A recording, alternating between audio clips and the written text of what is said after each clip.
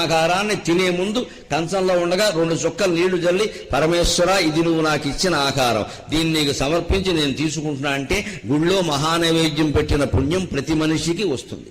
మీరందరూ అన్నం తినే ముందు ఆ పని చేయండి, ఆ పుణ్యం మీకు అందరికీ వస్తుంది. కాస్త 2 చుక్కలు, ఇది బ్రాహ్మణులు మాత్రమే చేస్తారనుకోకండి, అందరూ చేయించింది. ఈ నీళ్లు జల్లడానికి బ్రాహ్మణుడు ఎందుకమ్మా? ఇక్కడ మంచినీళ్ళు ఉన్నాయి, గ్లాసులో ఉన్నాయి, కాస్త కుడి చేత్తో 2 చుక్కలు నీళ్లు తీసి అన్నం మీద జల్లడం. అంతేకాదు ఇంకో పద్ధతి చెబుతున్నా, అన్నం తినే ముందు అన్ని పదార్థాలు వడ్డించాలి. కింద పక్కన పళ్ళేల్లో పెట్టినా సరే, కంచంలో పెట్టినా సరే అన్నీ వడ్డించాలి, అప్పుడే నైవేద్యం పెట్టాలి.